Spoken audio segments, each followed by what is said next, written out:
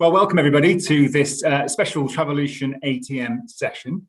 For the next hour or so, we're going to be talking about probably one of the biggest issues that was facing travel even before the COVID-19 pandemic. It's maybe slightly been lost during what's happened over the past 12 months or so, but it's all about sustainability and how the industry can move itself towards a more sustainable future, particularly in terms of obviously the environment, which has been such a huge focus, not just for travel, but for society at large.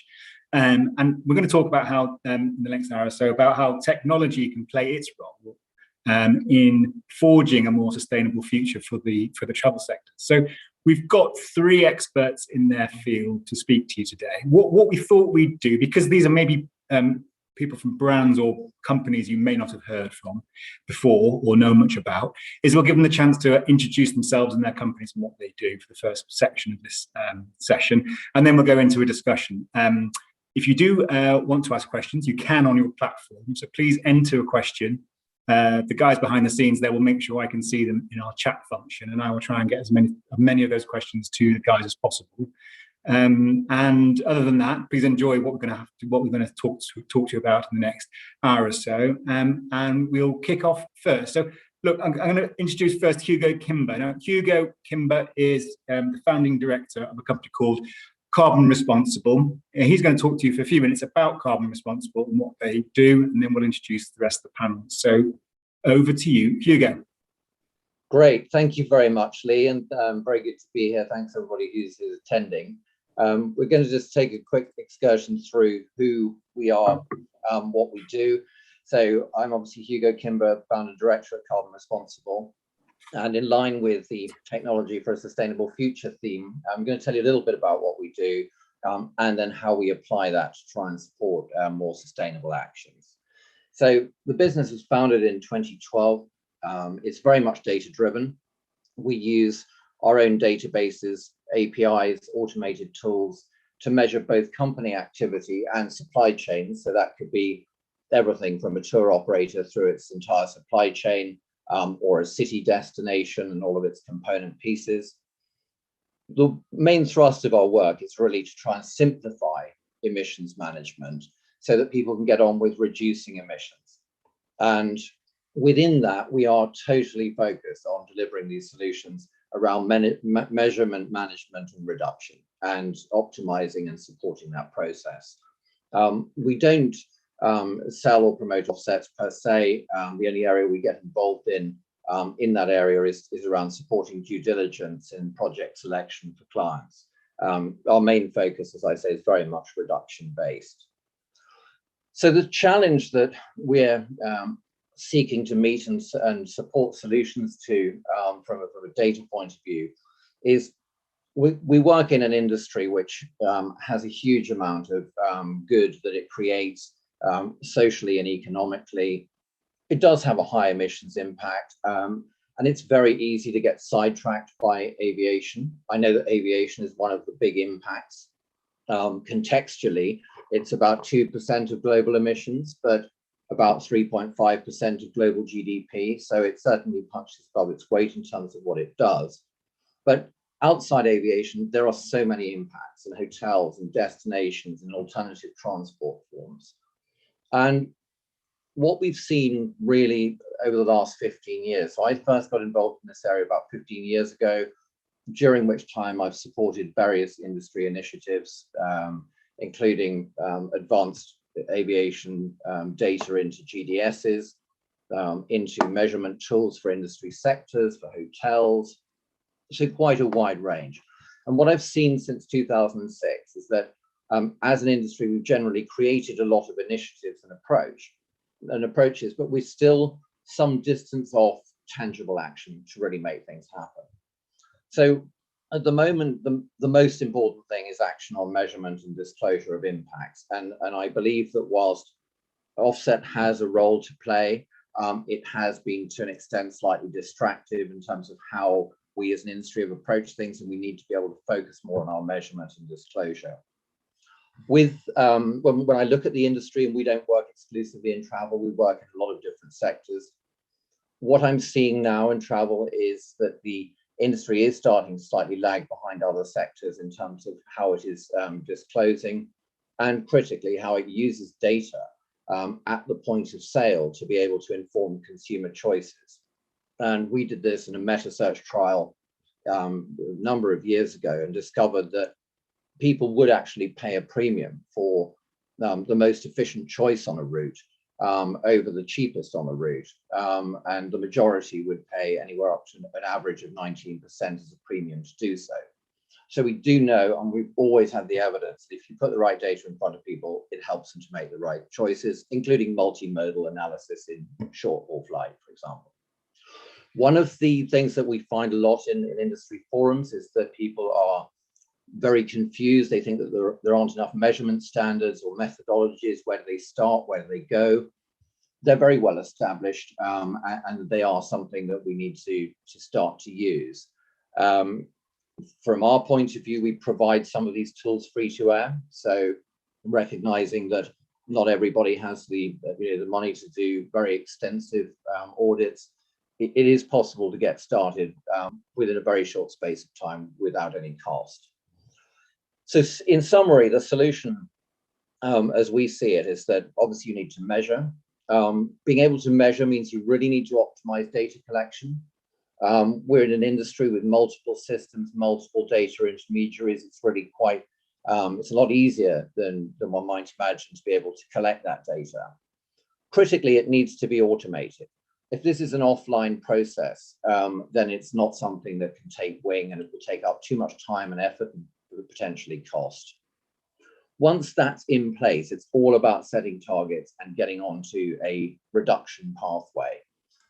We do physically need to reduce from where we were to meet any of the kind of net zero commitments that have been globally made by governments, principally in the Paris conference.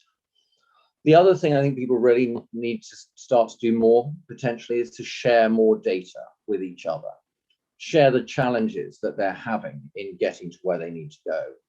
There are a lot of proprietary data sets that we see floating around in the industry, and in some cases it's descended into almost a debate about my data is better than yours. We have actually got the right data sets. They've evolved over a decade. So let's use them and focus on solving the challenges together. So in summary, common goal is to reduce our emissions with agreed targets. And it's important to recognize that many of the destinations and countries that really rely on tourism are most at risk from inaction on climate change.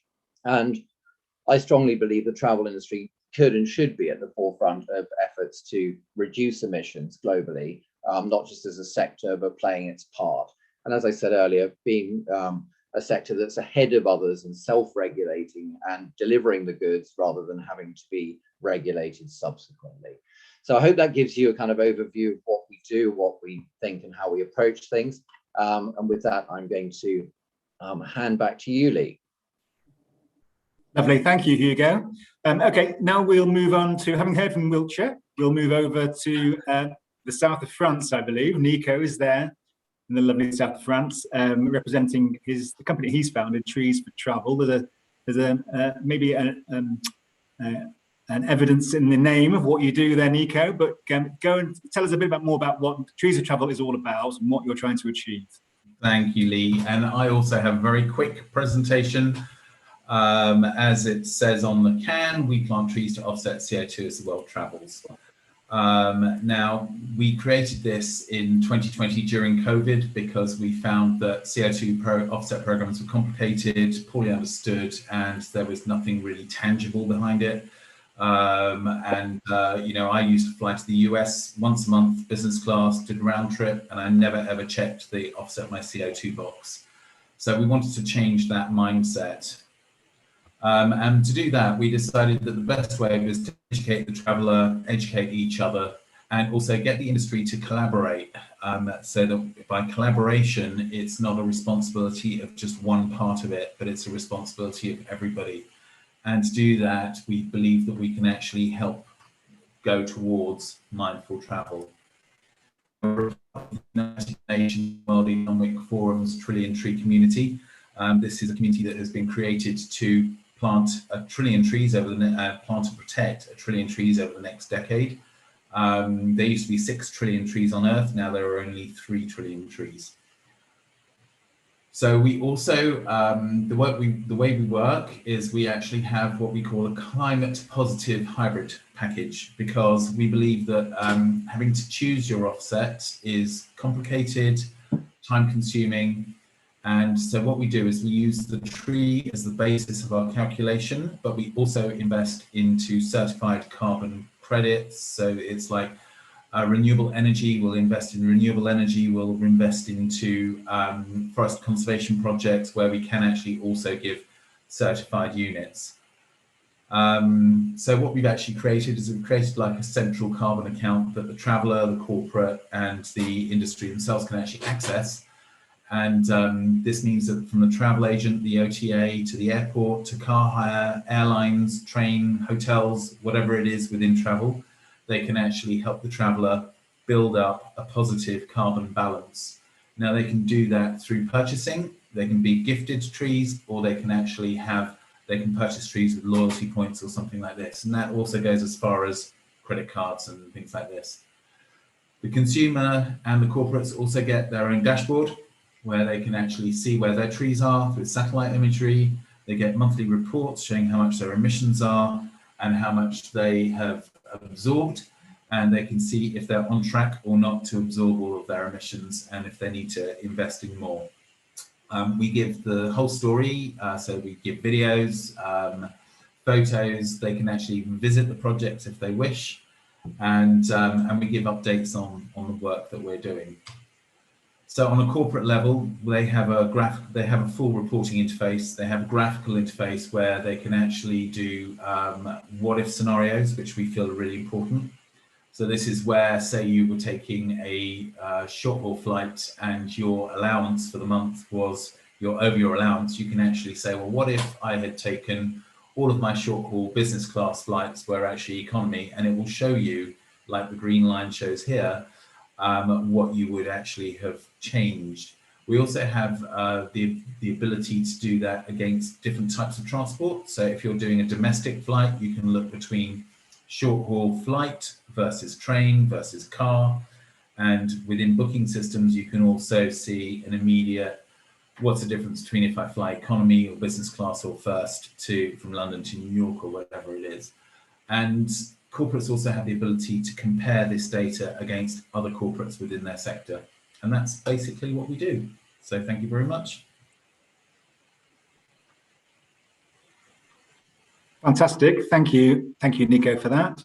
Okay, to introduce our final speaker, we're going from France all the way to Seattle in a very early morning for a late replacement, actually. So on the agenda, we were meant to be hearing from Bayram, who's the founder of App in the Air.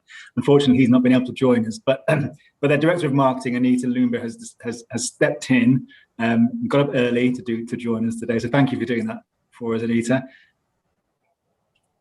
Thank you, Lee. That's all right. Let's see. I also have a few slides here, so I'm just gonna quickly share that.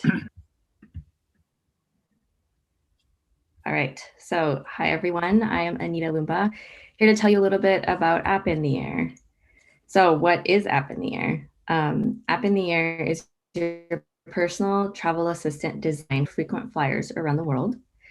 We're the perfect app for travel lovers because we cover every aspect of your travel journey, from searching and booking flights to pre-trip alerts to day of travel management like boarding pass and real-time flight updates, and lastly, post-trip, which includes managing loyalty points, stats, and more. Essentially, we're the app that covers all aspects of it. So we have over 6 million global users, with 29% of our travelers making over 6 trips a year. So we definitely, our demographic is the frequent flyer that travels a lot. We have premium features where you can actually pay a fee for either a year, lifetime, or basic, but it's free for flights when you book a flight with us. In terms of our recent growth, our audience has grown from a small network of dedicated flyers to, like I mentioned, 6 million users. And we were tracking 20 million itineraries per year. Of course, that's a pre-COVID number, but it's okay. Travel's recovering. And we've earned esteemed accolades, including Apple's Best App of 2015, their favorite watch app of 2018, and even the leading travel app on the Samsung Galaxy Store. So a quick look at some of our key features. Our app offers real-time flight updates, which are available on both mobile and smartwatches. We've also not only made the travel journey easier, but we've also gamified the experience.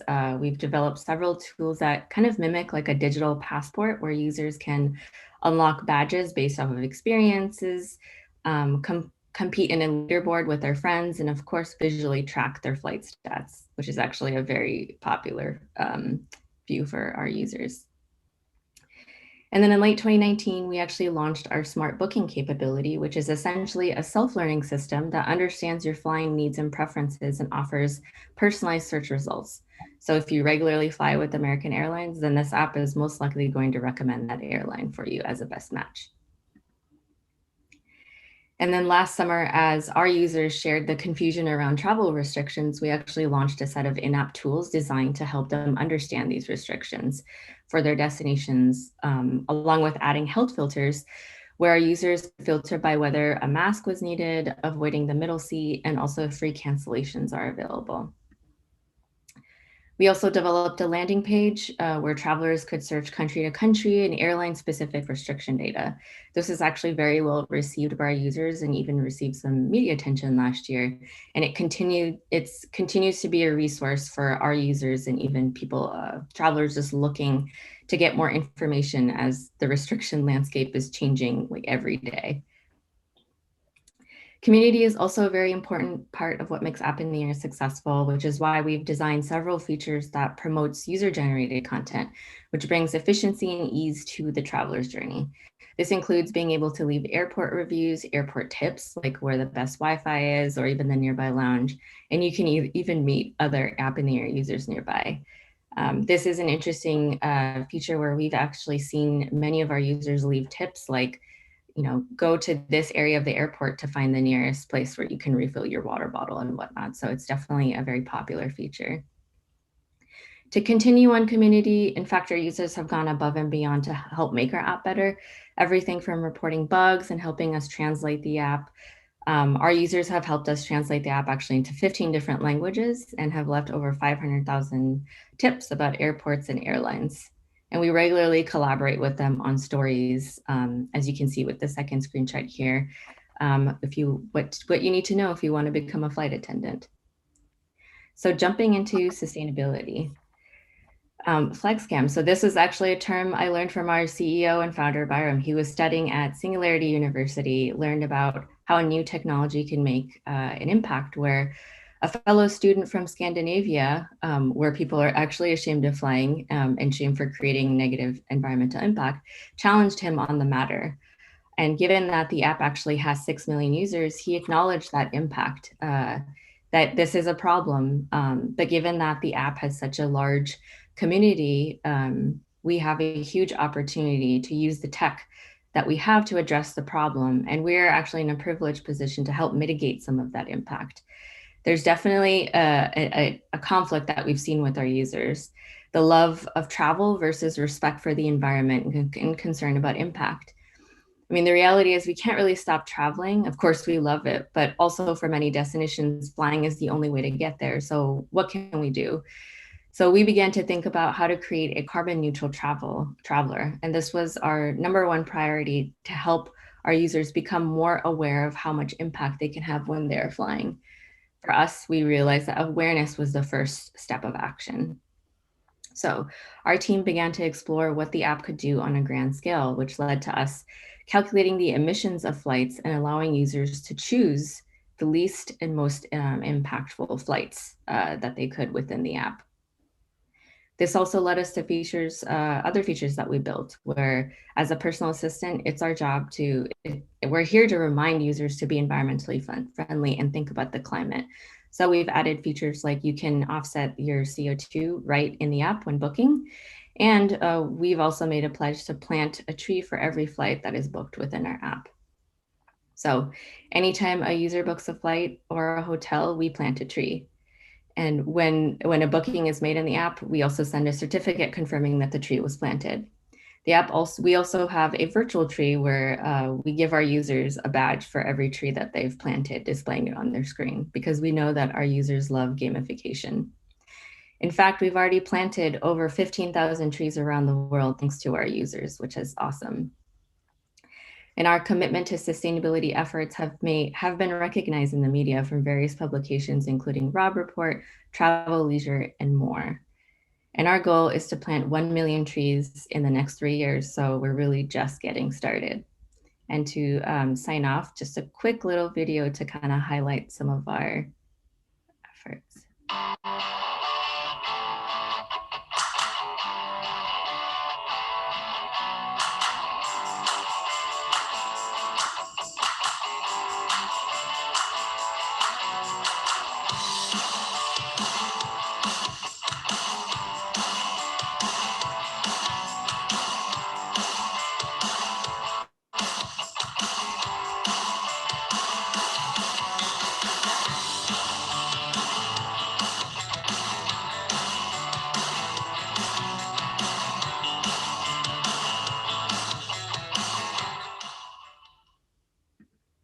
And that's App in the Air. With that, I will give it back to you, Lee.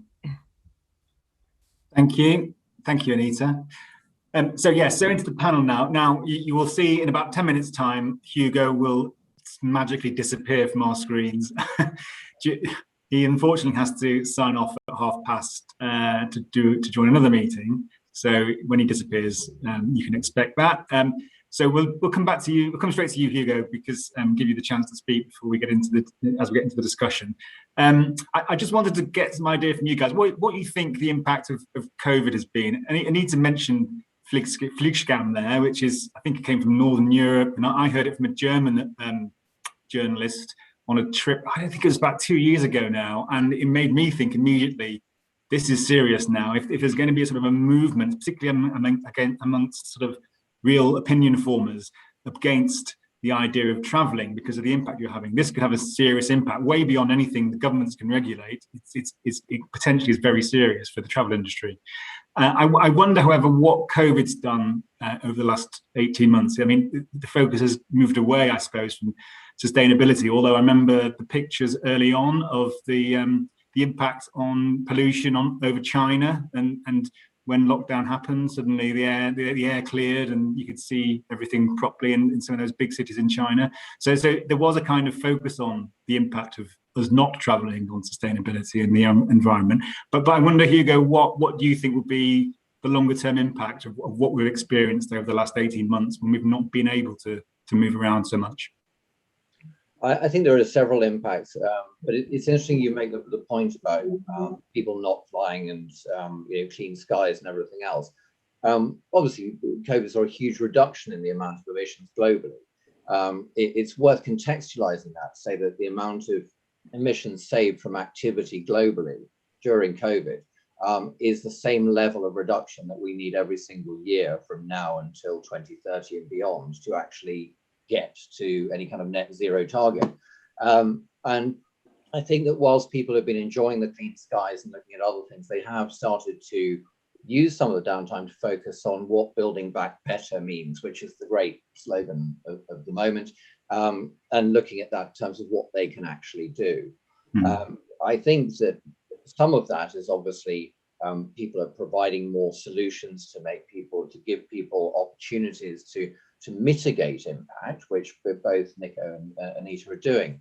And that's always been a part of the solution, but the bit that we're not quite yet seeing is this delivery of measurement of impact. And it's not all about air, as I said earlier. We've got impacts from hotels, from surface transport, water consumption, from all of these things.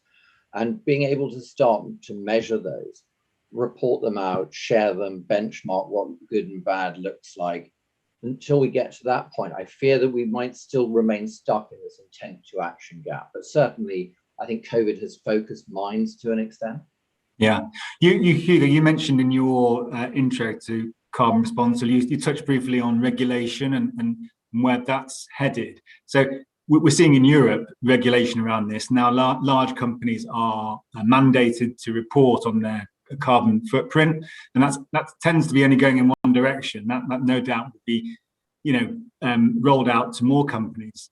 There's a danger, I guess, that the industry doesn't do anything and waits to be regulated, and then there's no choice. But then self-regulation is always something that's difficult to sort of persuade the public that you're doing it as openly as you can. So, but I suppose your argument is the industry really needs to sort of, not just accept regulation, but try and self-regulate before actual regulation comes in. So I think that's true. I mean, the regulation in the UK was always coming in, so it coincided with COVID effectively, and any large company that includes a lot of travel-related businesses are required to report. That's only going to go in one direction. The cost and how we pay for the cost of transition to a lower carbon economy is going to be expensive. It will involve tax in one form or another. And if that starts to track the way in which we've seen an explosion in the price of traded units in the European trading scheme, as an example, which was hovering in the low 20s and is now in the mid 50s, that gives you some idea of the sort of price that people could be paying for carbon. And it was a question we posed some months ago to people was, what would you do if your business had to pay £50 a tonne? That could be quite transformative. I think that regulation is always much poorer than self-regulation and people taking initiative. And I'm old enough to have seen this happen a number of times in the travel industry in the UK. I think here we do have an opportunity. And if people start to follow what the compliance regime looks like, which is reporting their core impacts and then doing something about it, that way we start to move to the world I think everybody aspires to, of lower impact, whilst at the same time travel continuing, because it's not going to evaporate overnight. And it's giving people the opportunity to make informed choices. Yeah, when we look at the technology, Hugo, there's clearly new technologies that are coming in, like biofuels, there's talk of electric aircraft, although no one really believes that's going to have an impact for, especially long haul, for a long time. You've even got things like Hyperloop, which look very exciting, but aren't quite here yet. Is the industry, should they guard against hoping for these breakthrough technologies to come through to solve this problem? Because really the timescales involved are far too far out. So I was on a session last week where there was a guy from Shell who explained that sustainable aviation fuel on a widespread basis to make a serious impact was these other technologies are anywhere between 10 and 30 years out. Well, that takes us past 2050 for the longer dated solutions that he was suggesting. So I don't think we should be focusing entirely on this. So let's look at other areas from, for example, energy consumption or fuel use. The industry uses a huge amount of diesel fuel across the globe annually. Right now, it is possible to use new fuel additives, which are going to be absolutely necessary in the transition from fossil fuel to electric. And these things can effectively reduce particulate matter by 60%. They can improve fuel efficiency by 5 to 8%, and at the same time reduce the maintenance costs on vehicles that are using them. So we do have solutions that are there. It's a question of that. Those solutions usually follow people measuring impact and understanding what their impact is and going, right, how can I make it better? And in doing so, they're saving themselves money as well as saving themselves carbon, which is an important consideration. So I think we have to accept that aviation is big, that solutions may come down the tracks. But if that's all we talk about now and all we focus on, then we won't get to where we would like the industry to be, really. And the delivery of that data I see is key. I mean, I touched on the API that we've developed and been running for many years now. I've always been a fan of APIs because it's very easy to plug that content in wherever people want it. And getting people to start to use that data, whether it's our API or somebody else's, I don't mind. But as long as people do something to get where they need to go. But yeah, thanks. So we're nearly at 2:30, Hugo. So I won't ask you another question now, else I'll make you late for your next meeting. So, but thank you for joining us when you disappear. Great. Well, Appreciate Lee, thanks very much, and very good to be here and meet the other panelists as well. I'm sorry I can't stay with you for any longer, but thanks for having me along. That's not to worry. Thank you very much for that. Thanks a lot. Guy, Nico and Anita, you're both obviously consumer-facing businesses, so you've got a good idea of where the consumer is on this. So just to go back to that question about the impact of COVID, Nico, what have you seen? You were set up during COVID, so in some ways, you didn't have any direct insight pre-COVID in terms of trees for travel. But do you sense there's been a change in attitude because of what's happened in the last 14 months or so? Absolutely. I mean, the thing is that even though I created this during COVID, we're from travel, so we've been in the travel industry for 5-6 years before this. So we've been around for quite a while, and we do understand the system. And when you say we're consumer facing, we're actually both corporate and consumer. Well, I guess the corporate is a consumer. But I think what actually happened during COVID is that number one, people had the time to think about this. And number two, people wanted to actually go back better. And I've got to say that the reaction that we have had from corporates and from TMCs, travel management companies, etc., has been absolutely enlightening. Because, I was always brought up with sort of like, oh, it's a big bad company, they won't do anything. They're always, and you see a lot of it on TV, a lot of documentaries where they really say how bad companies are. And actually, this has really been such an amazing experience. The people who are in these large companies are absolutely fantastic. But I mean, some of what Hugo was saying was also about sort of like us just being consumer facing, and I just wanted to say that we actually do cover every type of engagement. So we're even doing what he was saying, like, we do meetings and events because it is important. But the fact is that if you make it too complex to engage, then people won't engage. And if they won't engage, we're not going to achieve. And if we really want to do this, we've got to keep it dead simple. And and I think that we're keeping it as simple as possible, but the thing is that you really, really have to do it properly. So those corporates you're talking about, you're happy, you're convinced that this is a genuine attempt. They are genuinely interested in this area. This isn't sort of a greenwashing exercise, which I guess a lot of corporates will get accused of by activists when they do things in this area. But you think there's a genuine mindset here, a genuine shift in sentiment. Absolutely.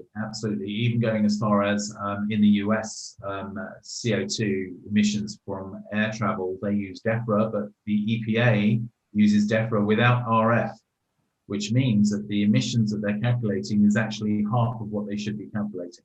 Right. Which is not really very, it's not the best way to do it. So, the thing is that we've got US corporates who are using us, and they actually agree to go with the RF figure, despite the fact the EPA reports without RF. So, this is something where I think there's still a bit of the Wild West out there. Yeah. You do have, some tree planting organizations who are actually selling you the tree, but they're selling the carbon separately. So when you're buying the tree, you think that you're actually buying an offset. You think you're actually bringing a carbon benefit, but you're not, because it's being sold for something else somewhere else. Yeah. So it's actually become really, it's actually a really, really intense subject, and especially right now, because if you get it wrong, then we've got it wrong for everyone. Yeah. So.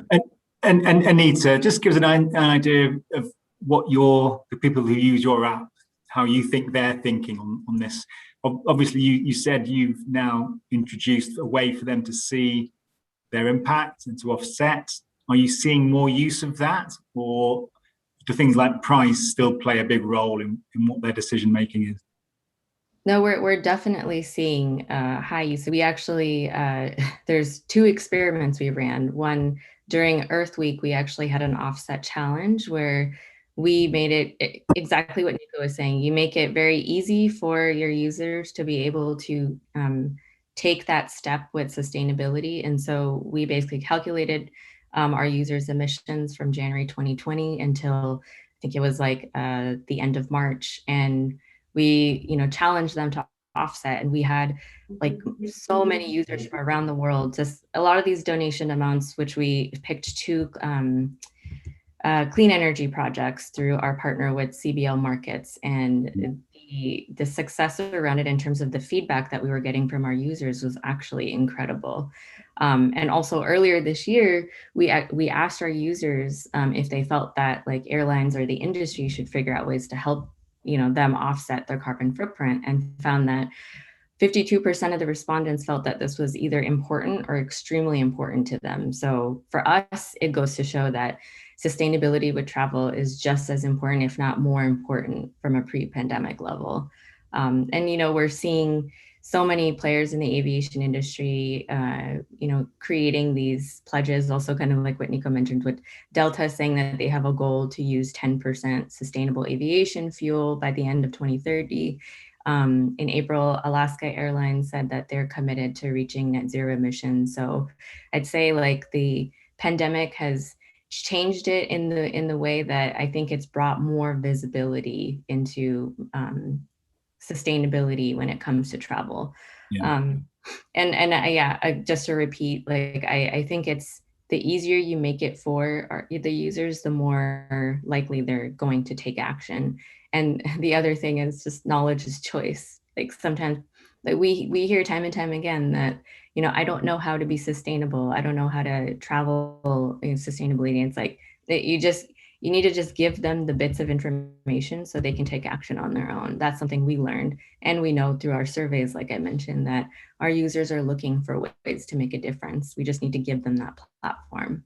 Yeah, I know your boss and founder, he wrote a piece for us talking about the net zero traveler and how actually it's data that's absolutely key to that. It goes back to a bit what Hugo was saying. If you can't measure it, you can't mitigate it. So you need the data in the first place. And I guess that's where technologies are really going to help. It's taking quite a complex set of data, but making it simple at the front end. Mm-hmm. Exactly. That is actually what we sort of like aimed to do with Trees to Travel. We felt that if somebody is going to go on a trip, London to New York, and they want to know how much CO2 it is, they don't, if you say it's 600 kilos, they don't know what that means. Yeah. So that's why we translate trips to trees.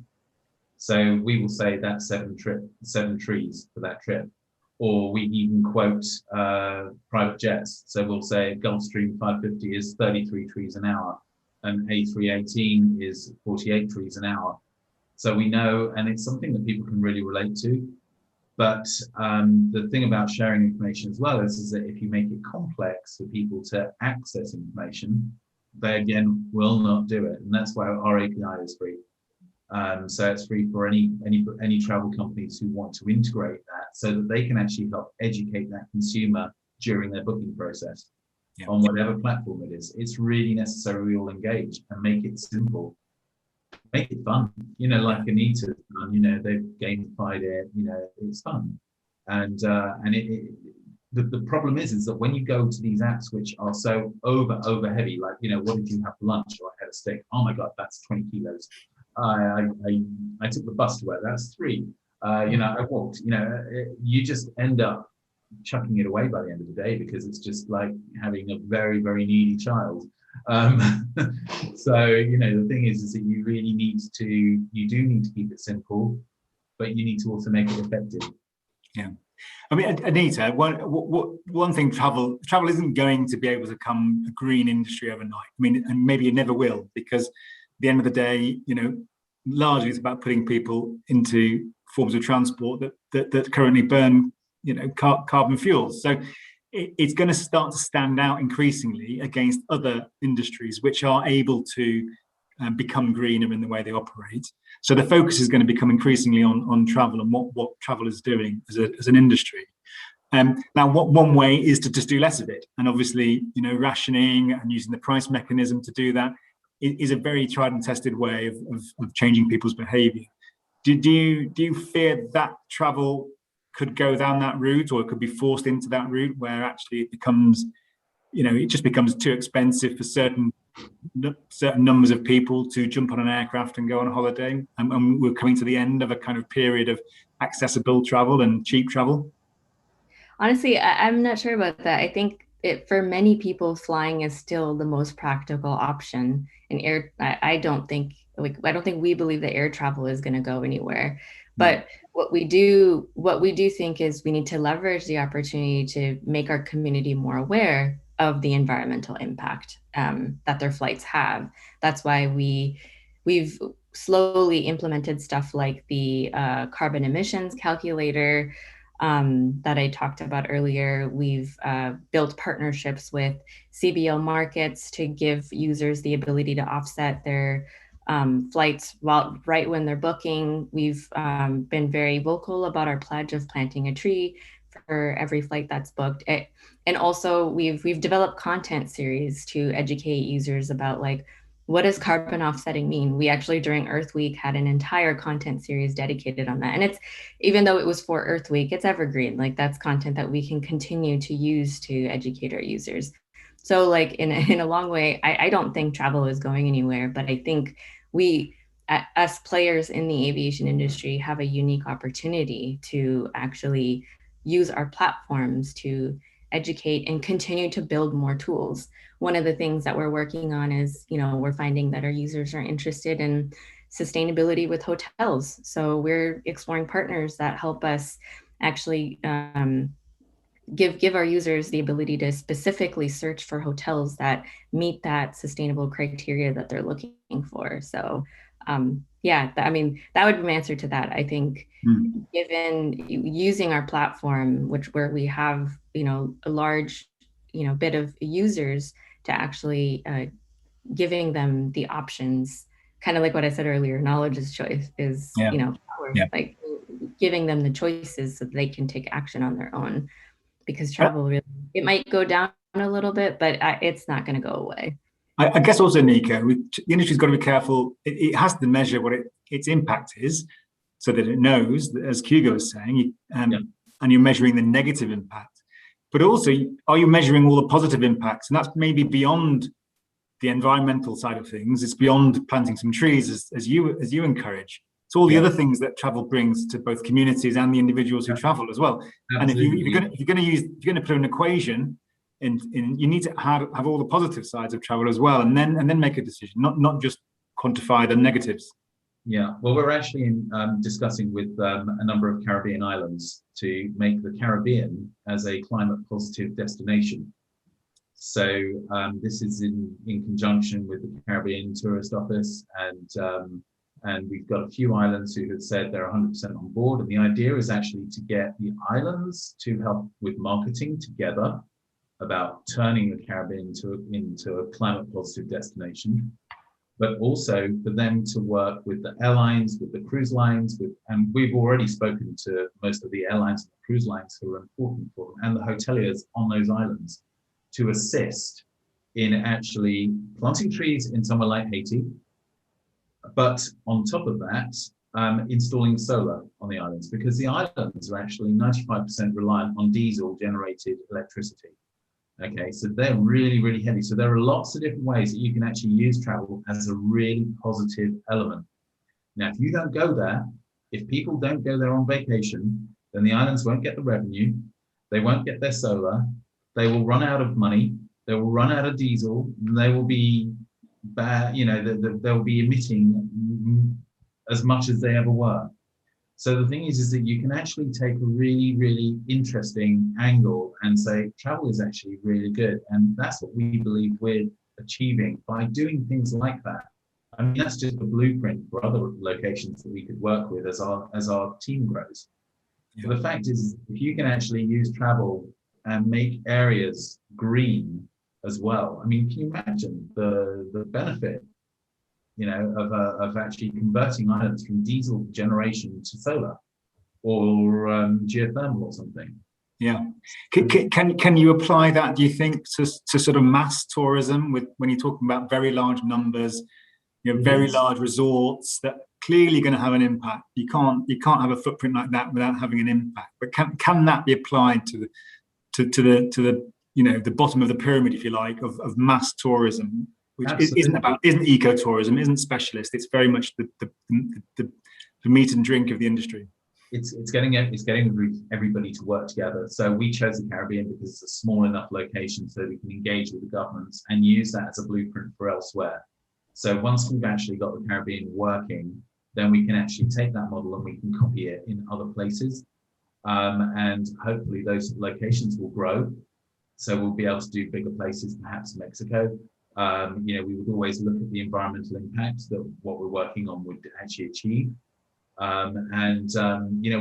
a lot more than just trees, and that's it's a really important message but we need an army. We need the airlines to join, we need the cruise lines to join, and when they turn up at an island or something, that they actually just market it. It doesn't cost them anything.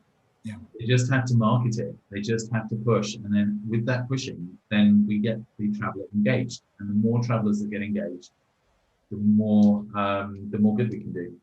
Yeah, I suppose, Anita, as well as the push in terms of the consumer demand, companies like yourself, which are sort of online, startup-y and techy, you're also employing people who are very conscious of this area. And actually, we're moving to a period where people will choose their employer, I guess, based on aspects of what they think is the impact they have on society and on the environment. Do you sense that as well, that actually there's a push here in terms of who people want to work for? They want to work for a company they feel is not doing harm? I 100% agree with you there. And I think for us, most recently, the Earth Week campaign that I mentioned with the Offset Challenge, who are the people that actually participated first? All of our employees. They literally went in. I mean, our own founder basically Byram donated projects for the first 100 hours that he flew in the last few years. And so it's definitely there. It's something that we see. It's what empowers teams to, feel good about where they're working, about what they're building. I could tell you with confidence that our development team that actually brought this offset product to life, they were extremely proud of it. In our last internal all hands, it was like the topic that every department wanted to talk about. And it just, for me as in marketing, bringing this to life and then hearing that internally, even with all of our team, our company of 80 people, it was incredible. And I think it just goes to show that you could say this generation wants to work for companies that empowers them, that actually take steps to do good in society, and also, walks the talk. So we're not just saying that, we want to help our users be more sustainable and environmentally friendly. We're actually building products and innovating in a way that makes it easier for them, not just for travelers that are users of our app, but also our employees as well. So I wholeheartedly agree with you. What I've heard sort of suggested is that as we sort of become more aware of this, instead of focusing on our travel elements of our lives, we look at all aspects of our lives, and so we kind of allow ourselves more travel if we're mitigating it in other parts of our lives, at home maybe. So if we downgrade our car or go electric with a car, or go vegan or something, in our everyday life, that allows us. It's almost like an offsetting type idea in your personal life. Do you see that happening, where people, because they value their travel and their trips and they really want to do it, and they want to go guilt-free in a sense, that they do a sort of mental calculation about the impact they're having in their life in general? Oh, they definitely do. We actually did a live chat with the founders of TreadRight, which they do. They basically manage sustainable travel programs. And that was one of the things that they mentioned, is that their focus is a lot on travel, but then kind of like what Nico was talking about earlier with taking steps to do certain things while you're in a destination. But then through that conversation, we found that most people also take other steps in their lives. And I was also talking about earlier where a lot of our community members will say we don't know how to get started. But then the advice they'll get from other community members is like, it's simple things like recycling, like you driving your car less. We've actually had people in our company go vegetarian because they're trying to save the planet and don't want to eat meat. And so I think it's definitely a trend that we're seeing, and that's because we're in the era of the internet where information is available, and if you have the right information, then you'll take certain steps. So I think we're definitely seeing that with our team and also our users. And Nico, the internet's also brought us are influencers and kind of a platform to demonstrate our virtuousness in all sorts of areas. Maybe this is one where we'll see it develop, where people will talk about the impact or the mitigations they're making in their lives, and then that allows them to go and enjoy their holidays or their trips. You can sort of see that developing, and that's technology and the web that's brought that to us, isn't it? Yeah, I mean, the other thing is you spoke about corporates as well. Again, we've got some corporates who are actually using our trees as employee reward schemes. So instead of giving them a fluffy toy when they've done well in a month, they'll give them a tree, and that goes into their carbon account. So when they do take their holiday, they can actually already kick off with a positive carbon amount. So it's a kind of way of them actually contributing before they've even taken the trip. Yeah. But yeah, I think that the internet has been, remarkable. It really enables us to deliver information that wouldn't readily be available otherwise. But we do work with some some luxury travel companies who will be basically adding this on during a phone conversation. So Lux Tripper, for example, Nena. Yeah. So basically, they're going to be, we pre-quoted the trips, and then when they're on the phone with their clients, they can say, well, actually, that would cost you 20 quid or something. We will plant half the trees for you if you plant half the trees, and that's a way where they actually, they engage with their customers, and it makes everybody feel good, makes everybody look good at the same time. But generally, it's online.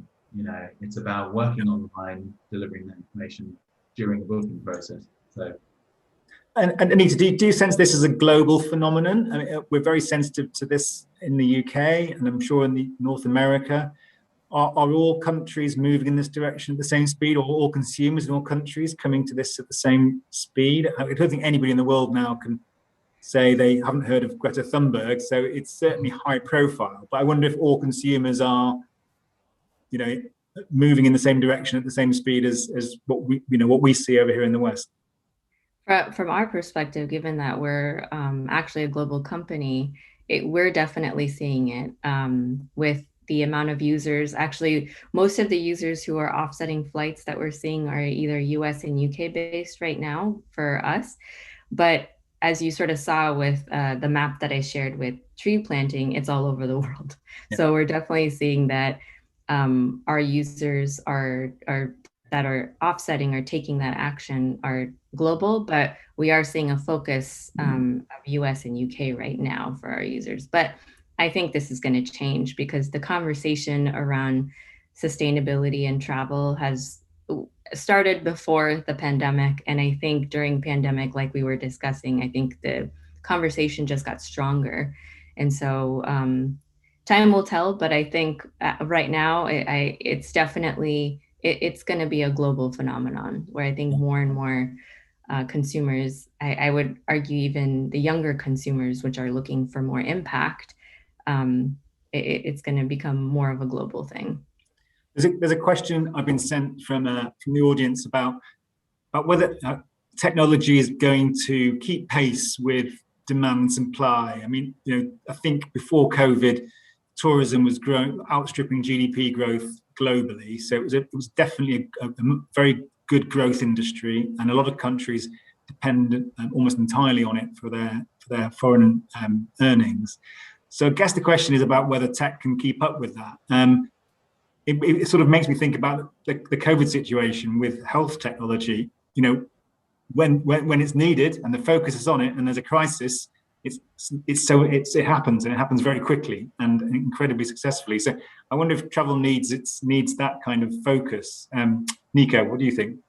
Well, I'm talking from experience here. Okay, we're a startup, and we never ever expected to have been hit by as many queries or quotes from our system as we actually had to do. Last week, 2 weeks, we did over 2 million requests.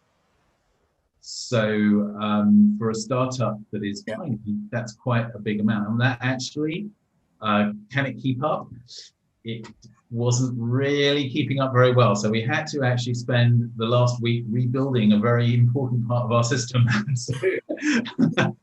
So can it keep up? Maybe most of the time. And when it can't, you just have to rebuild it.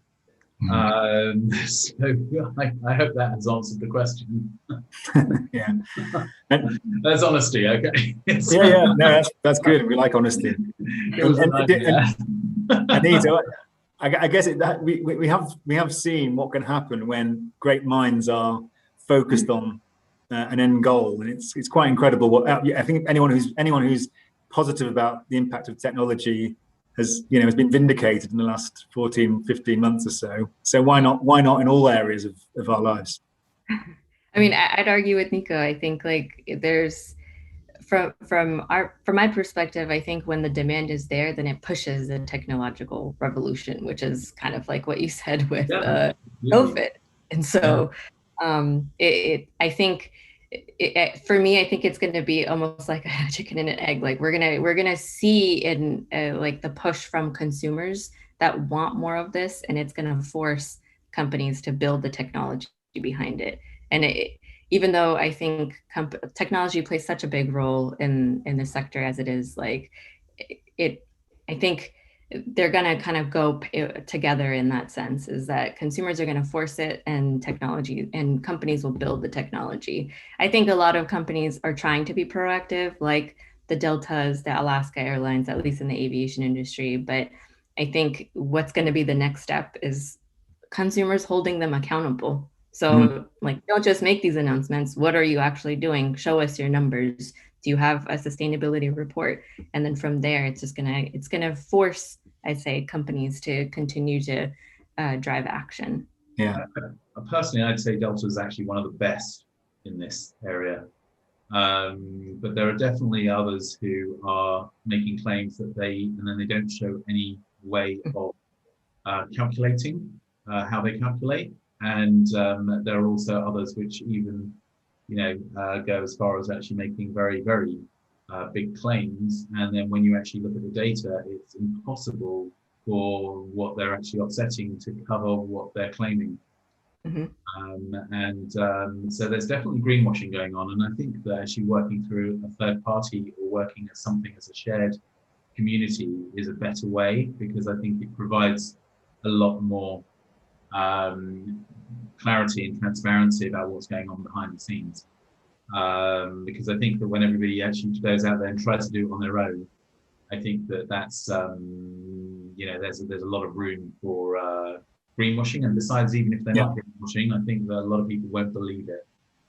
So I guess we've seen, to take an analogy from the automotive industry, we've seen what we look at what Tesla has achieved, and really what one man and his vision for electric cars achieved by just single-mindedly creating a new product which everybody wants, and then it's forced the entire industry to go that way. I'm not sure we'll be here talking about the end of petrol and diesel cars were it not for that particular company. So it's incredible what in that situation. It's not regulation, it's not government action. It's what one private company is able to achieve. So maybe something along those lines will arrive in travel. We've only got a few minutes left, 2 minutes, I've just been told. So just to wrap up, it's a bit of a wrap-up question, I guess. You've probably mentioned some of these things. It's gone dark then, Nico. Maybe that's your saving electricity, which is good. No, the lights are on.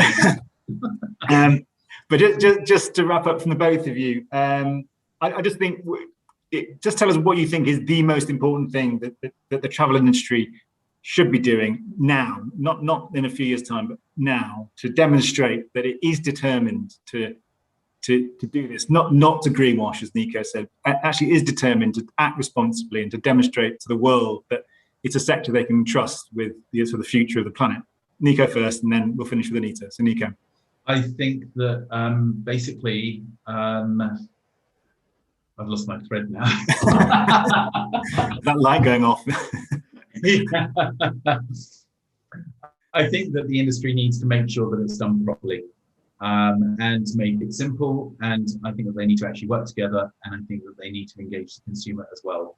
And I think it should be a shared responsibility, and it should be taken as a sensible approach, and no panicking, no sort of like, burying our problems like with direct air carbon capture, take carbon dioxide, scrub it with chemicals and stick it underground. I hate those machines, and they're going to use more energy than they'll be taking all of the green energy to do that, and then they'll want to use fossil fuels to make it up. So be responsible, do it properly, and continue with technological advancements, but also let's fix this together.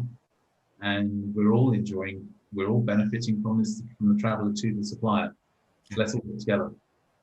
Final word to Anita before we wrap up.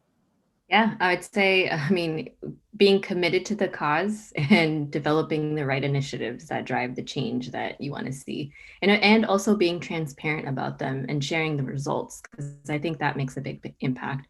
The more that the industry can come together as one, I think the more impactful it will be, and we can actually actualize it.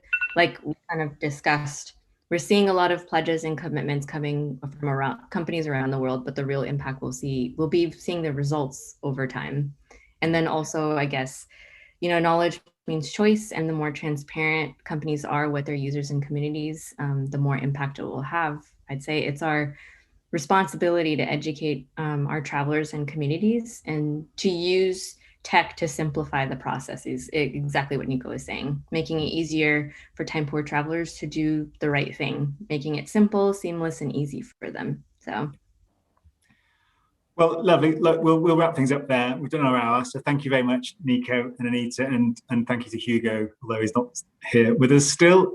Really interesting insights, and I think a debate that will continue for some time to come. But I mean, maybe, hopefully, we are moving in the right direction. I think maybe the last 14, 15 months has helped with that, pushed us in the right way. So thanks for joining us today. And that's it. I'm going to wrap up this session now. Thank you from us at Travolution. Please look out for our events. Nico?